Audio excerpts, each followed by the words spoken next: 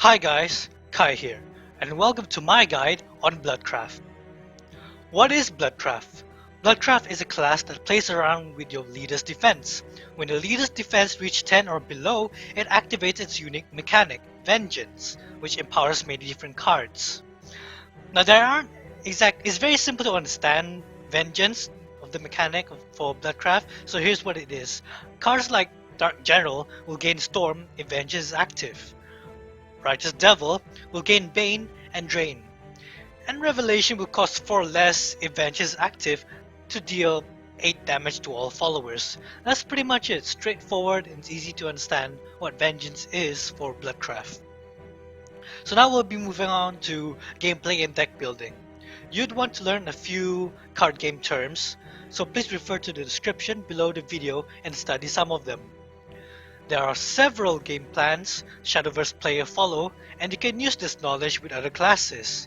To skip this specific section, please use the annotation in the top right corner of the video. For new players and who haven't watched the rest of my guides, please continue on. So moving on, board control. Play your low-cost amulet or followers that will flood the board and get even or advantage with your opponent. Get early face damage. If you have strong early curve, you can win the game between turns 6 to 7 since you are constantly pressuring your opponents and can ignore the followers to target the enemy leader. For which case, if you are playing like a control deck, you have to stall out as much as you can in order to get the late game where your deck is more strong. Efficient trades. Try to avoid trading if you have the option to go face, forcing your opponent to trade for you. However, there are certain times where you can make other efficient trades to be able to go face the next turn, provided you know what your opponent is going to do next. Don't be afraid to evolve. I'll get into this later in the video. Build tempo. Efficiently use your play point orbs and gain the advantage on the board to get efficient trades. Simply put, play a follower each turn if you can. Even out your board.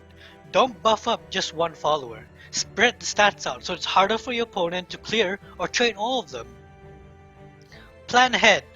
Look at the situation of the game, the cards in your hand, the hand size, how the board is developing. Plan what you want to do in the next turn and how much face damage you can do. Keep in mind of what deck your opponent uses and play around it. No need to overcommit. You don't have to play all the cards in your hand and get board wiped the next turn. Save some of your cards that can help you flood the field again should your board be wiped. Evolving is a unique mechanic of Shadowverse. You can play an evolution point on a follower and evolve them, granting them extra stats and activating their effects. Please note that if an evolved follower leaves the field and comes back by card effect, it will revert back to its pre-evolved form, resetting stat changes. You can play around with this. The timing of using evolution point is important. You are either going to evolve a smaller follower to get small value trades, evolve a previously played follower to push extra face damage, or evolve a follower that has not been buffed yet, again to even out your board. You'll learn how to use your evolution point efficiently as you get used to the game over time. I'll use Vania as an example. When you evolve her, she will summon a Forest Bat, and both of her unevolved form and evolved form has an effect whenever an allied Forest Bat comes into play, deal 1 damage to enemy leader. You have 1 free damage upon evolving Vania, and if you have cards like Summon Bloodkin, add an additional 2 damage. Now I'll be moving on to deck building, which I'll be touching on Aggro Bloodcraft deck. This deck is actually different of how the deck commits the use of Vengeance and focuses on burning the opponent's defenses down as quickly as possible. Here are the list of cards in an Aggro Blood deck. Please note that this deck list is not a must since there are other cards you can consider putting in. The deck list can be found in the description below this video, so please have a look. You can use the annotations in the top right corner of the video for my thoughts on the deck where I explain the use of each cards. Here's the thing about why I love Aggro Blood, is how there's no exact build around it. For this deck, You can swap out Demonic Strike for Curse Brand Vampire for more turn 1 tempo.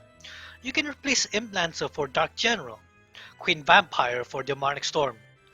I chose to run 3 Vampiric Fortresses because it has a lot of burst when you play 2 on the field and has good reach to bypass wards. The deck has strong early game, is fast, and high burst damage, but it loses steam against control decks and cannot grind against mid-range decks. So for other Bloodcraft decks, please refer to the description below the video. That is all for the class guide for Bloodcraft. For other class guides, please use the annotations in the top right corner of the video. Like the video if you enjoyed it, and subscribe to me. If you have any other questions or want to give suggestions on what class guide should I do next, please comment down below the video, and see you all again soon. Thanks for watching!